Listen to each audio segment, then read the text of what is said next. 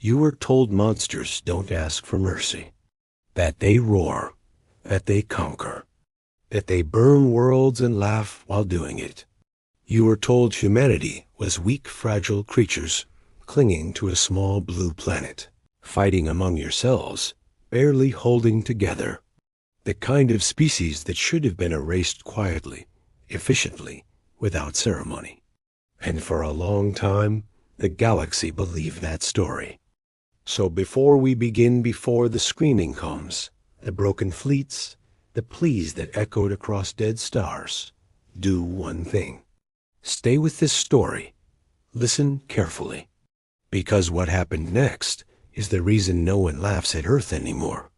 The first ships arrived without warning. No declaration of war. No grand speech broadcast across the stars.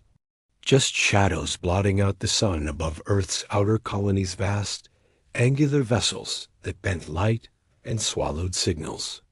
The Caliph Dominion had come. They were ancient. Older than most civilizations humanity had even catalogued. A species that believed mercy was a myth invented by the weak to delay extinction.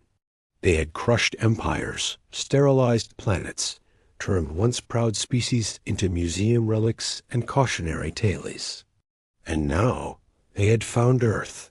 The first targets were the border systems, mining stations, trade hubs, civilian colonies that had never known war beyond historical simulations. The Caliph didn't bother negotiating. They didn't need to. Their weapons tore through orbital defenses like paper. Habitats ruptured, atmospheres vented into space.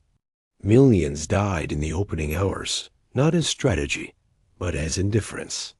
You watched it happen from a command room buried deep beneath the Martian crust.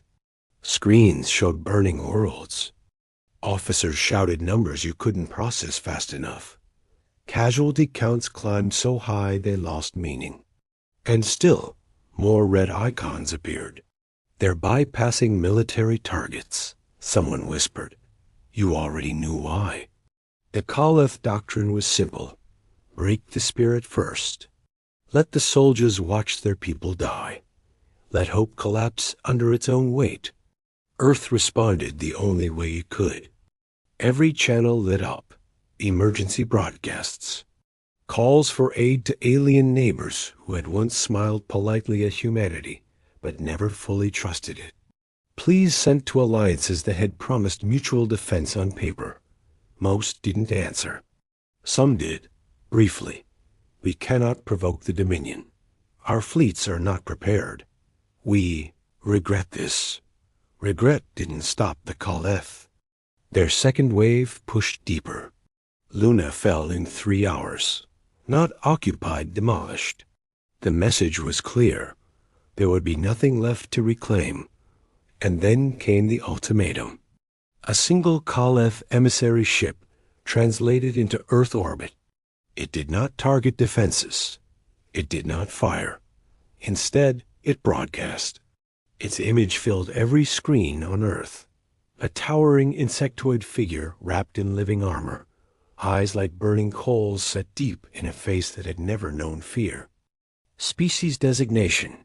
Human, it said, voice cold and layered with harmonics that made your skin crawl. You are obsolete. Your resistance is inefficient. Surrender your worlds and submit to termination. Compliance will reduce suffering by 17%. 17%. You remember the silence that followed. Billions of people watching, waiting. Then Earth answered. Not with surrender, with laughter. A shaky broadcast from a civilian shelter in Nairobi went viral first. A woman, blood on her face, staring into the camera with wild, defiant eyes. 17%? She laughed. That all you've got? The clip spread faster than any official response. Others followed. Soldiers recording messages between battles. Doctors working under bombardment. Children singing in shelters as cities burned above them. The galaxy watched in confusion. The Caliph did not understand defiance without hope. They escalated. Cities fell. Oceans boiled where kinetic strikes hit too close to shore. Earth's fleet brave, outdated, hopelessly outmatched fought anyway. Every ship lost bought seconds. Every second mattered. And then something changed. Deep in the classified archives, protocols older than most governments were unlocked. Projects whispered about, but never acknowledged publicly. The kind of things humanity had built not out of cruelty, but out of fear. Because humans had always known something the galaxy hadn't. That one day, someone stronger would come. You stood in the black chamber beneath Mars as the final authorization codes were entered. No cheering. No speeches. Just quiet determination and a shared understanding of what came next. "We tried to be good neighbors," someone said softly. "We tried diplomacy," another added. "You closed your eyes."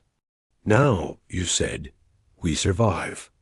The signal went out not an attack, but an invitation. A narrow-band transmission buried beneath background radiation.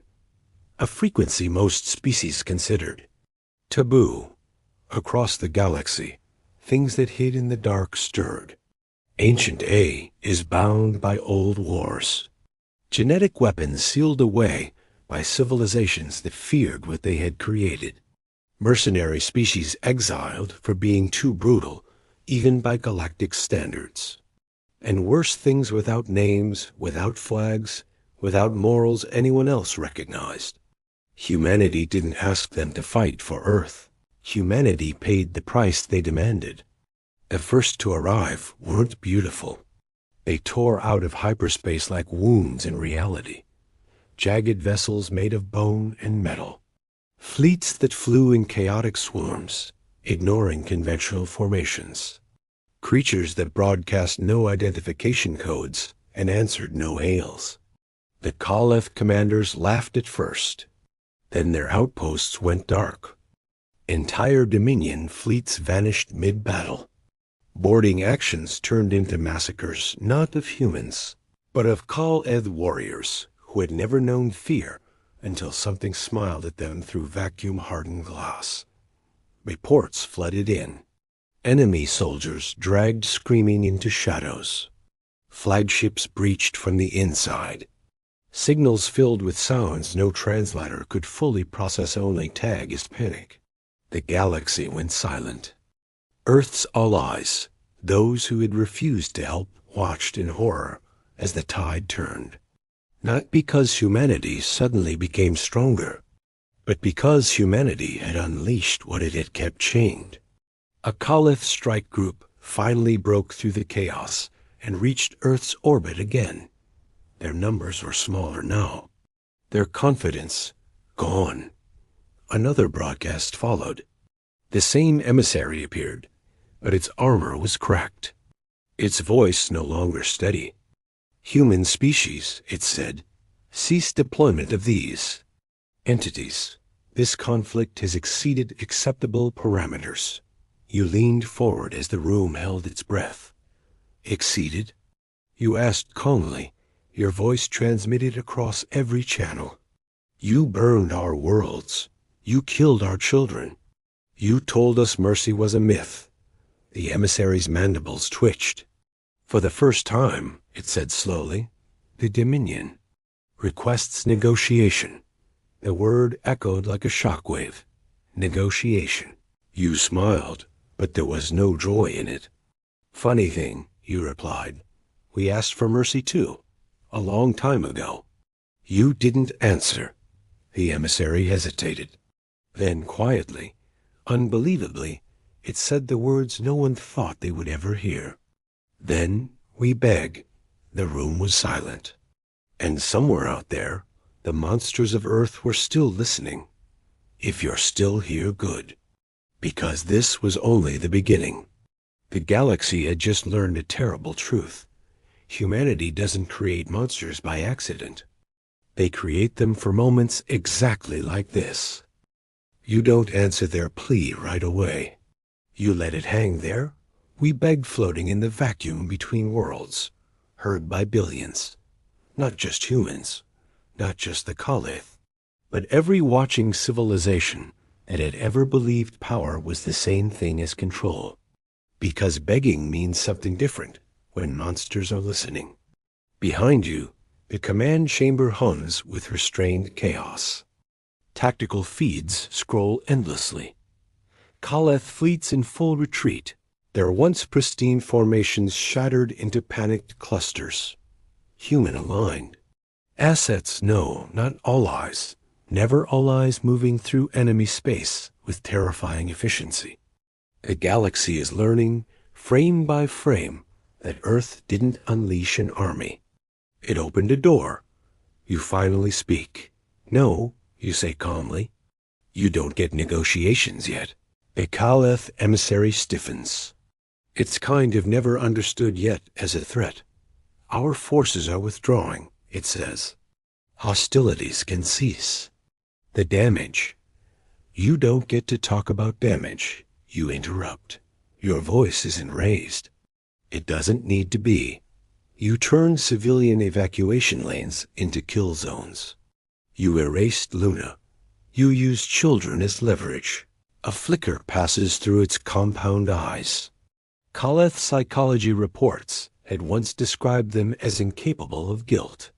That report is being rewritten in real time. We will compensate, it says quickly. Resources, technology, tribute beyond precedent. Behind the emissary, one of its escorts drifts past burned, half-melted, something inside it still moving. The thing that did, that hasn't shown itself again. It doesn't need to. You lean back in your chair. You still don't understand, you say. This isn't about winning. You gesture, and another feed expands. A Zealith prison world, once classified as inescapable, now open to vacuum, its orbital ring torn apart like brittle glass. Life signs, the minion life signs dropping fast. We're teaching a lesson. Across the galaxy, militaries scramble.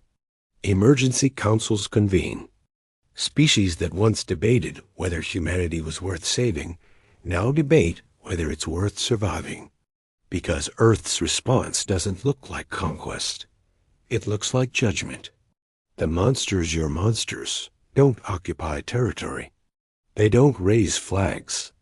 They hit, vanish, reappear somewhere impossible, and leave behind silence. The bone fleets are the worst. They were once a bioengineered species, created by an extinct empire to fight a war that spiraled out of control. Regenerative hulls, distributed consciousness. A concept of pain entirely alien. Humanity didn't create them. Humanity found them starving in the dark and taught them who had pushed Earth to desperation. They answered with gratitude measured in annihilation. Kaleth admirals send increasingly frantic messages. Not to Earth, but to anyone who might intervene. Old rivals. Neutral observers. Even species they had once subjugated. The replies are slow, careful. No one wants to be next. And then, something unexpected happens. A human colony world Erebus station goes dark. Not destroyed, not burned, just silent. You feel it before the confirmation arrives. A tightening in your chest. A cold certainty. They didn't retreat everywhere, someone whispers. The Kaleth emissary straightens, seizing the moment like a drowning creature grasping air. You see, it says, we still possess leverage. Call off your abominations or Erebus ceases to exist. The chamber erupts, shouts, orders, threats. You raise a hand. Silence falls.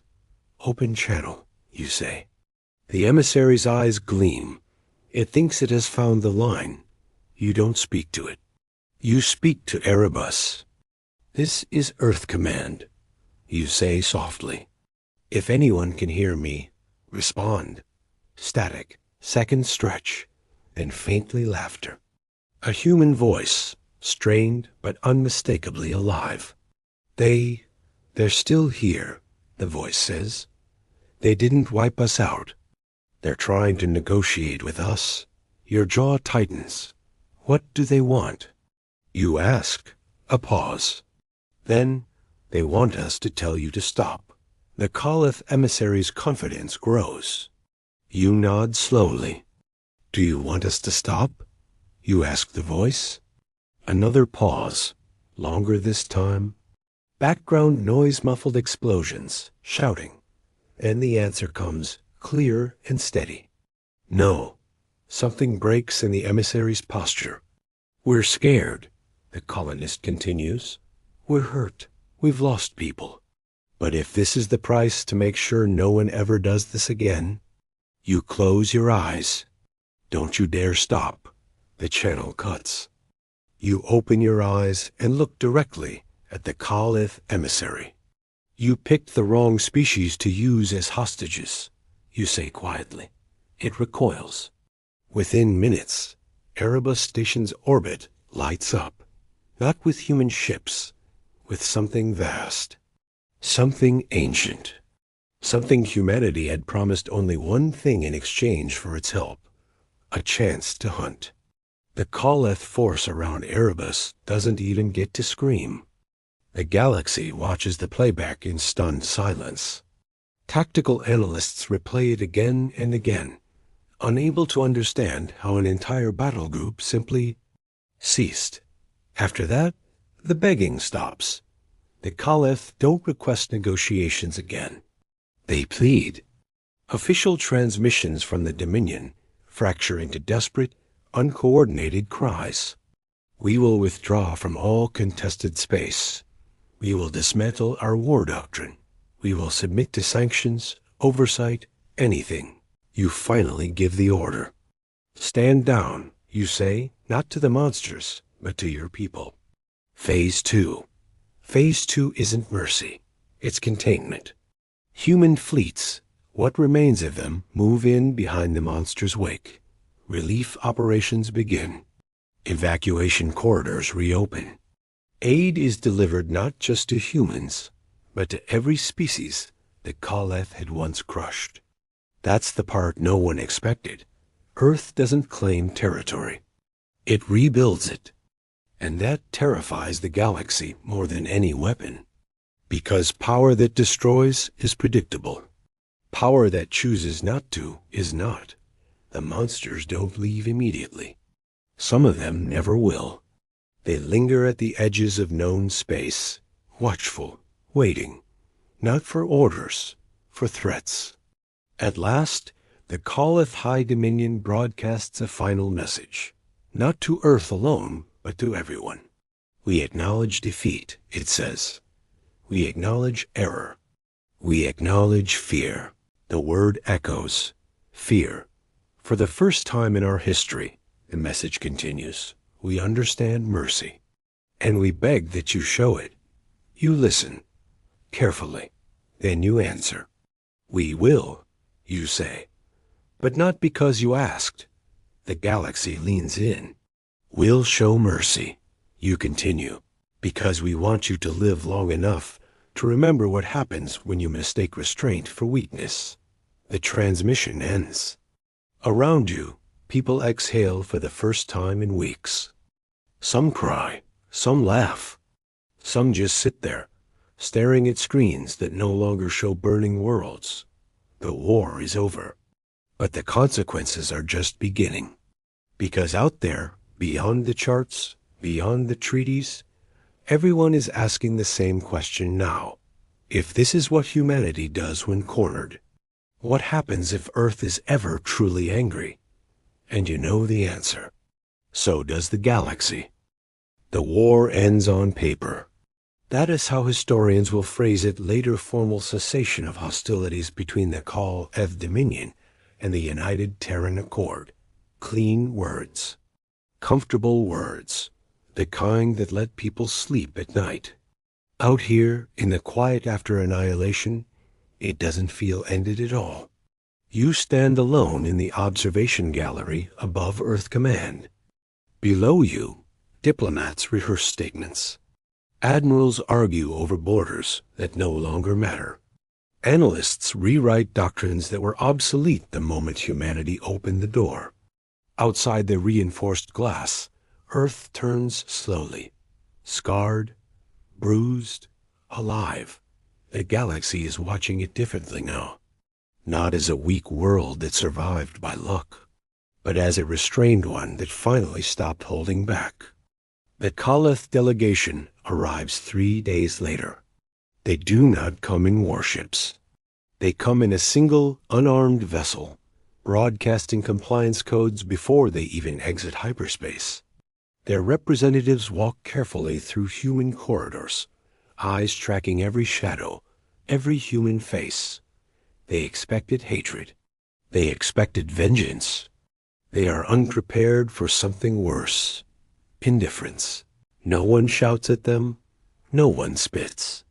Guards escort them with professional distance. Doctors pass by without a glance. Engineers step around them as if they are furniture. To the Kaleth, who built their empire on being feared, it is deeply unsettling. The negotiations are short. You don't demand territory. You don't demand tribute beyond reconstruction aid. You don't install human governors or fleets in their core worlds. Instead, you hand them a document. A list. Every species the Kaleth ever erased. Every world strip mined to extinction. Every culture reduced to a footnote. You will fund their restoration, you say.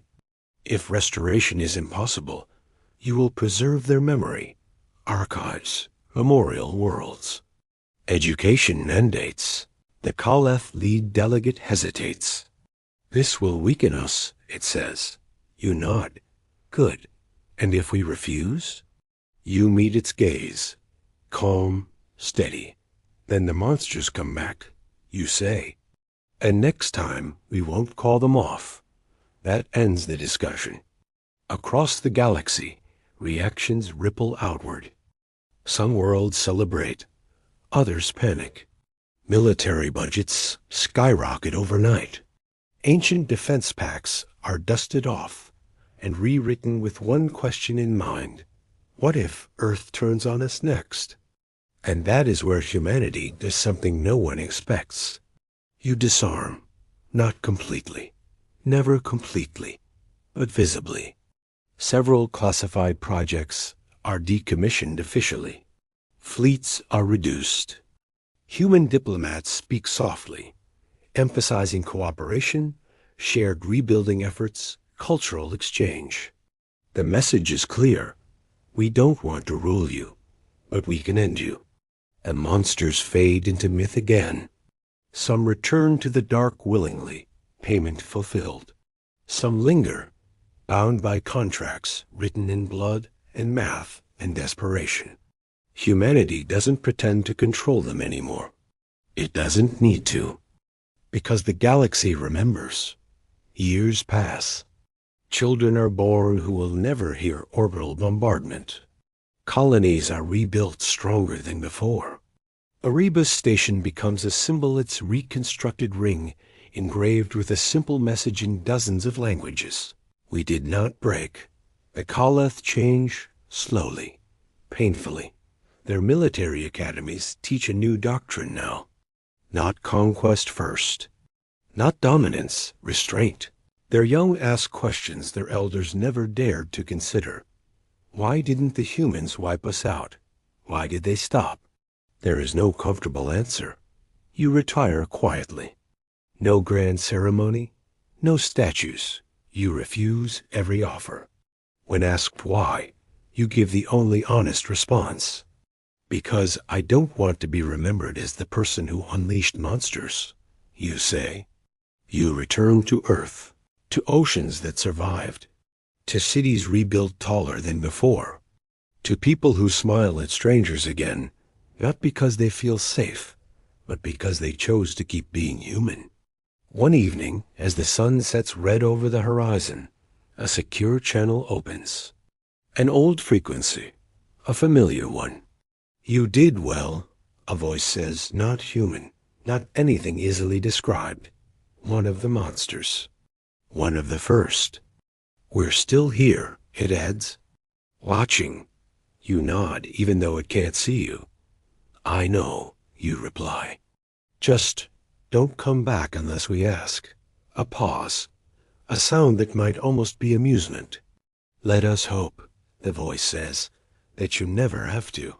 The channel closes. Far beyond Earth, in council chambers and war colleges and whispered conversations between stars, the story spreads not as propaganda, but as warning. Humans are not the strongest species. They are not the fastest. They are not the most advanced. They are the ones who tried peace first. And when that failed, they showed the galaxy what monsters look like, and proved they were strong enough to put them back on their chains.